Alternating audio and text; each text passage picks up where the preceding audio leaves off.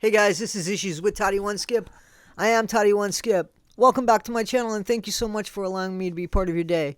Guys, so we all know that I did the video on Chris Shelton and then I got sidetracked by the debate that's now going on my channel. Does he have a degree? Does he not have a degree? He has a degree in a course, not a degree in psychology. He has a degree in a course that took him a year to get, maybe 2 years to get if he did it part time.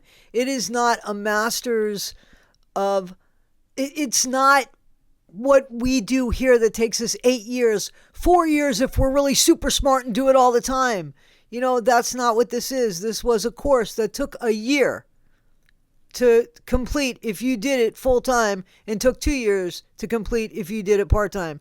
Do you guys consider that a Master's of Science degree? Call any college and ask what that is. Okay? Just call any college you want. Call any college and say, Masters of Science in a year? And let them tell you what they think about that. And I'm talking about in the USA where Chris Shelton lives and supposedly works, okay? I'm not saying that it's not a good course. I'm just saying it's misrepresenting. And from my understanding, Chris has accepted payment. So if this is your resume, then yeah, okay, it's not a lie because that's what the class in the UK, but say it's a class in the UK. Listen, Chris can do whatever the hell he wants, but I can also say that's misleading. And to me, that's misleading. And for somebody who is so judgmental with critical thinking, it's worse than that because he knows better. He knows better. I mean, anyway, guys, that's what's going on in our comments, and that's fine. I welcome them. I welcome those comments. I am not going to agree with a loophole. I think it's misleading. And it seems like a lot of you feel the same way. And this has nothing to do with not liking Chris. Seriously. If I didn't know who was attached to this, I'd say the same thing. That's just the truth. Excuse me. Anyway, I told you there was an interview he had. So let's get into that interview. Let him go ahead and do that. I still have parts of me speaking about the interview, so we're just going to go from here into that. And I don't know. I'll see you at the other end. All right, guys. His latest interview, okay? I want to break it down with you. So let's listen to some of this, and then let's talk about it as it goes on. Because I'm going to show you where and why I have a problem with Chris Shelton. Because some of you have said, oh, it's because you like Aaron. Guys, do I like Aaron?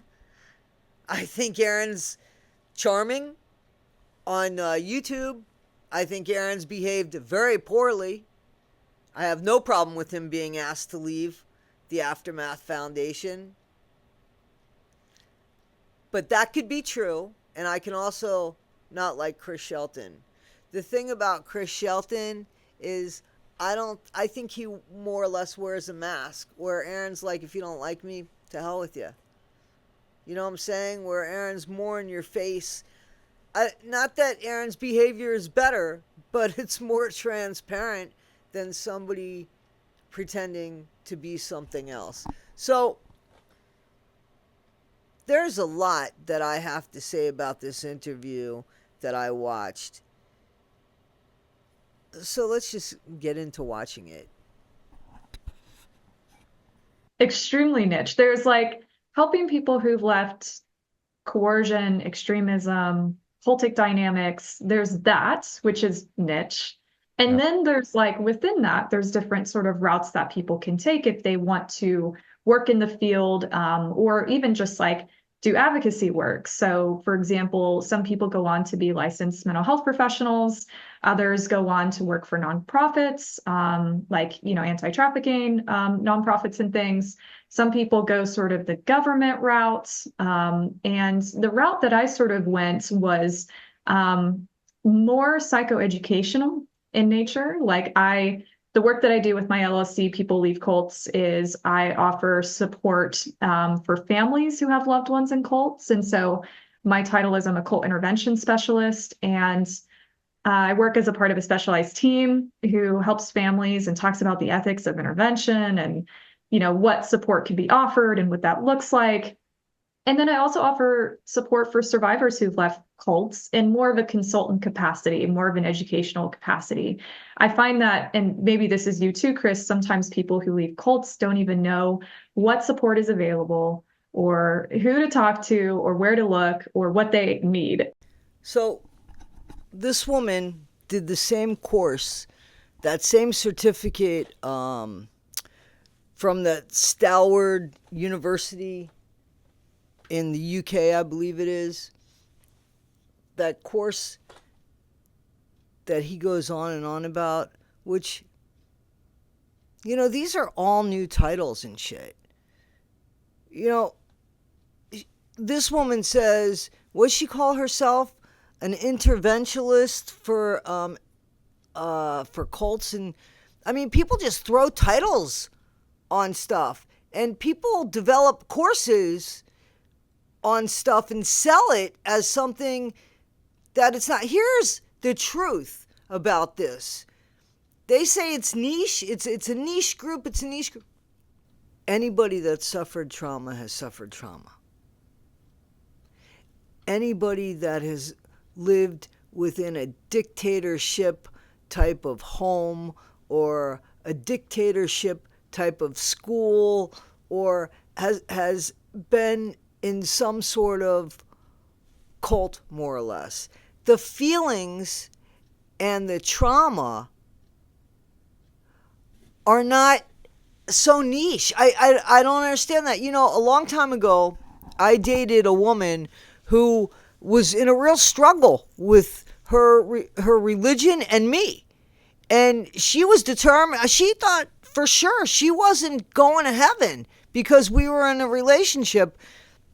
I can't be that responsible, so I told her, listen, I'm not getting in the middle of you and God here. I've worked out my relationship with God. But she couldn't because of what was forced on her as a child. She was Spanish, and being Latino, they have a lot of Catholic, very conservative beliefs. Now, in one hand, there wasn't a problem that she was able to live with a man out of wedlock and have a child out of marriage. The family was willing to see that through, but not willing to have her have a gay relationship. So you see how God kind of worked there for them? You see how religion was kind of worked in there? All that in saying that everybody that goes through anything, even if it's a group and a shared experience, it still has an individual feel about it because it's that person that's going through it, right? But to say that the trauma that person went through because they're a Scientologist and the trauma that person went through as an FDLS member, of, the, Short Creek group, and being somebody who was brought up in a dictatorship type home where they had to follow certain religious beliefs or non-religious beliefs and just cultural beliefs that were, dictated in this household where you had to believe and had to be a certain way. They're all the same feeling. They're the same feeling. They're just handled differently because they're different people. But they're still dealing with the same emotions, the same insecurities, the same unsureness of life. And when they go to somebody, they need to go to somebody that can help them. So this woman with the same degree as Chris basically said, hey, what I do is let them know that there's all of these availabilities. She even went on to say, this woman said, listen, therapy wasn't for me. I didn't go to therapists. I don't believe in them, or it wasn't for me.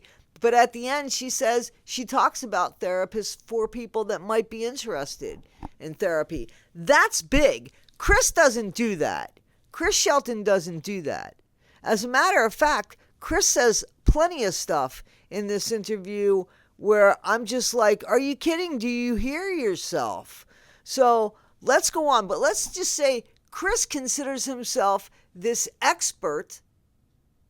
He's an expert at his own past, at his own recovery.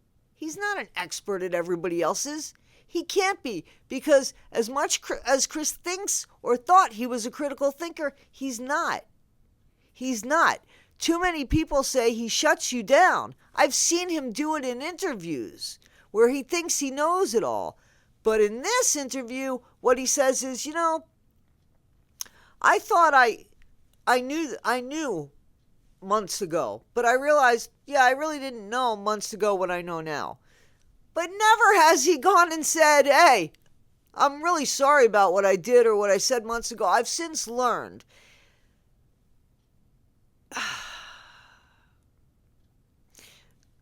Chris is like this. When I was talking about that, I saw this with Chris. So let's listen on more. But when you sit there and you make yourself such a niche group, as if nobody else can have those feelings except somebody that left that specific cult in that specific time, such a niche. No. That's where you are making it almost elitist. No, you can't tell me that somebody that was in a abusive relationship where they were just basically under lock and key and went through that trauma doesn't have the feelings that somebody in a cult would have. Not the same experience, but the same feelings of lost, the same feelings that I mentioned before.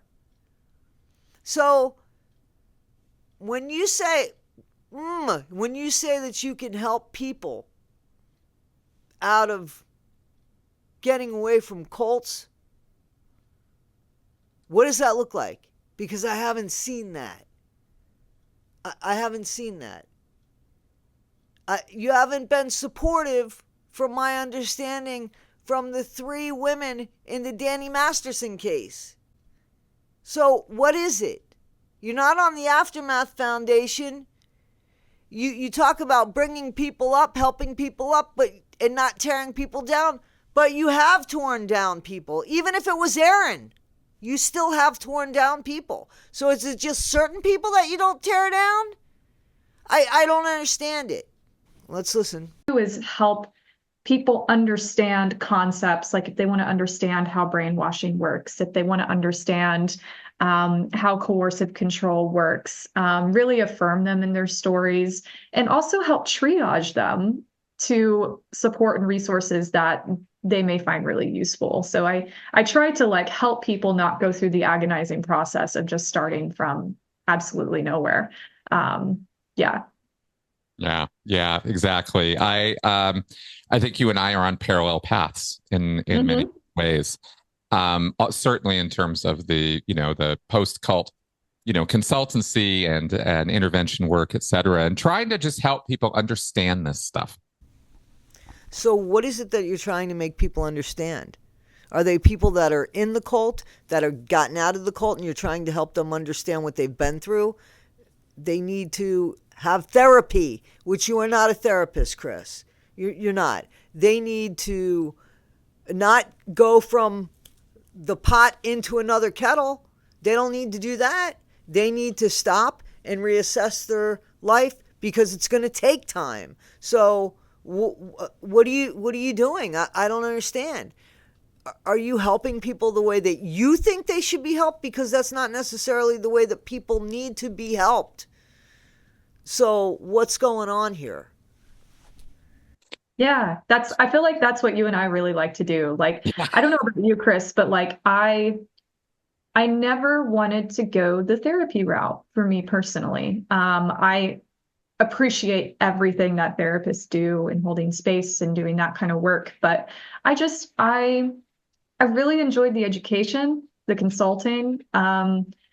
being able to have sort of the flexibility of being an intervention specialist, working with we work alongside therapists, of course. But cult interventions are definitely something I'd like to discuss today because it's not like you can just throw out a shingle, the cults come after you. There's like, you have to kind of keep it on the DL a little bit, So guys, did you not see the thing that I put up that said you got to fight the good fight?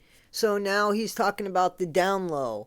So, and do you hear that they mention that they're not therapists, they're not even crisis interventionists.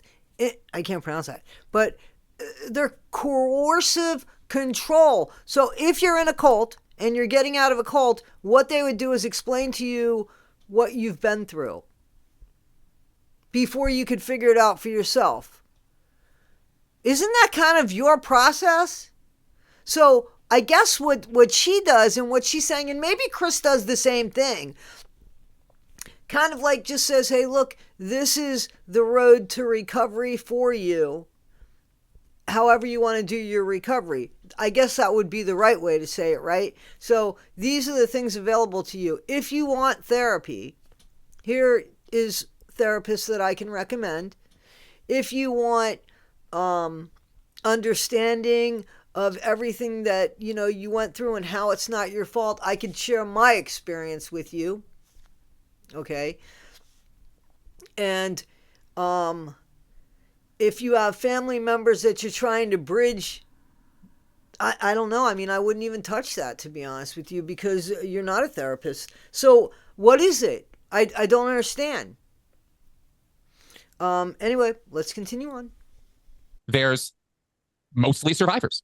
Mostly it's cult survivors who get interested enough and motivated enough to want to help other people out of the same situations they were helped out of, or maybe they weren't helped, and that's why they're like, hey, you know what? People need help with this. I gotta do this. I was born and raised in a more fundamentalist leaning conservative Christian sect. And it was something that's been in my family for generations, on my mom's side at least. And so it's a really big deal when someone departs from that particular kind of belief system and faith system. I grew up a military kid. And a lot of the churches within this group, it's called the non-institutional churches of Christ. They're the acapella only folks in churches, more, I'd say, legalistic on some issues. Like if a church has a kitchen or a gym, that's a no. So the sect I came from was like a very small, we were called the Antis, A-N-T-I, the Antis, because we were anti everything. This had like social, family, like community consequences for me, because even if I had remained Christian, which I'm not anymore, but even if I had remained Christian, it wouldn't have been enough. I had to have been a part of that same faith community, attend a Church of Christ in their network, or else my soul was in jeopardy. And that was the thing that was really upsetting for me, is that we could look at all these other people and say, we're the ones who are doing it the most. I felt like I had a lot of real life experience, both as someone who has been in a fundamentalist group and has experienced marginalization in that arena, and also my work with those who've left polygamous groups. Like I had a lot of the real life experience, but they provided an academic framework that was just a different approach to all of this that I found to be very, very useful and helpful to sort of have that academic lens and the frameworks and the things that I still use with people today when I'm doing psychoed. Yeah, big time. I can relate totally with everything you've said here today about how you got there. Very, very similar for me. And I wanted to ask you about the program, and you just answered before I even got there, which is awesome. Because that's kind of what it did for me too. Is you have the life experience of being in a cult or coercive group, getting away from that, and then realizing what that's all about. Going, oh yeah, okay, and then you make the decision to go help other people with it, and that brings a whole nother level of understanding and work. It's really eye opening. It's like it's really like, oh, how different it can be, and yet all the principles are the same. Coercive control is coercive control. Yeah. But I've been really, back when I was doing that work, I didn't yet really understand the frameworks of it as we came to learn. It provided me with such a solid foundation of social science background and research that I knew I was operating on principles that could be proven, that could be shown to be true, that these were not just opinions. This wasn't just my take on a group or an individual and whether they were destructive or objectively bad for people or not. I could actually provide models of behavioral analysis or group analysis to somebody else, and I can go, look, right? And it's not just an opinion, right? And that meant a lot to me, because there are a lot of opinions, especially when you get into the social media space to talk about this stuff, where everybody's got an idea and everybody's got their take on things. And sometimes some hot takes, even from survivors, can be just really, really wrong. And I mean, factually. Yeah. I get it now. I see now. Chris looked for a course that agreed with him, and he only had to pay about $32,000 for it. You see how he doesn't want to be wrong? He wanted to show it's okay to be wrong. That's how we grow, but we first have to admit when we're wrong. So I just don't like that approach. I knew I was right, he says. I knew I was right. But you know what, Chris? I bet you if you went to an 8-year course, there'd be a lot of people that say, maybe that ain't so right. I mean, yeah, we have to like be wrong. so careful about telling people what to do. Yeah. You know, it's like what to do. So right there, you see it? It's perfect. They go the same course. This woman realizes in the course that there's many different ways for people to feel. There's no right or wrong way of recovering from getting out of a group and such, that there's a lot of gray area. Chris uses it to prove his point on how other people are wrong. You see, now I can show you the facts. In the meantime, the facts really aren't that specific. So he's just using it for his benefit to prove what he wants to prove. It is no way helping people, in my opinion, that are leaving cults. That's not the type of person you go to for support. Somebody is going to throw a book in your face and tell you to follow these steps. Just because you've come out of the experience doesn't mean you understand the experience. And that can be the challenge, is people know that. Some people know that, some people don't, right? Some people come to realize that. You know, when it comes to cult recovery education, consulting, therapy, whatever route people take, for me, it's like, if the people you're around and seeking recovery from and help from, whatever form that takes, if they're not offering hope, then that's something that for me can be a really hindrance to people having confidence again in themselves and their abilities to, you know, move forward. I think offering hope is just so important. And I think offering hope can be more valuable than even any educational model that can be shared with survivors of abuse. Yeah. Yep, I agree completely. And I wouldn't have necessarily said that a couple months ago. And that apparently is such a powerful thing to teach someone and get them and get across to them so that they really think that's true, that it alone can provide that morale or psychological boost to their mental health and to their self-image. And guys, you are going to think that I'm a horrible person, but I think Chris paid $32,000 to learn the power of hope. And you know what? If he got the power of hope for real, then that was worth the $32,000. What were you telling people before? What were you giving them before, if not hope? This is funny. It's almost funny, except people have paid for this. Guys, you know my problem with Chris Shelton is that he's a self-proclaimed fixer-upper. And the way he sees things is very black and white. Even though he says, well, you know, a few months ago I saw it this way, but now I see it this way. But there's no change in the way he behaves, so I don't think so. You can't be all talk and nothing else. And you can't be, just because you got out of a cult doesn't mean you're healthy in the mind. Because you're not so healthy in the mind, in my opinion. I think you need to work on yourself a little bit. Because if you haven't figured out that you think that there's only one way to do something. And that's the way it is with you, Chris. When you came into my chat and said you should have asked me why. No, your approach is wrong. Your approach isn't welcoming. I can say that, and I don't have trauma going on.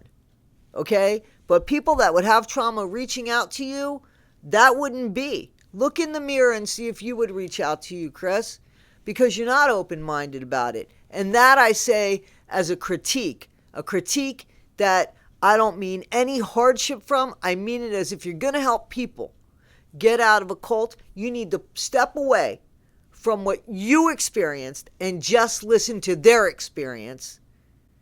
And then you do the same thing as that woman and you point people in the direction of help.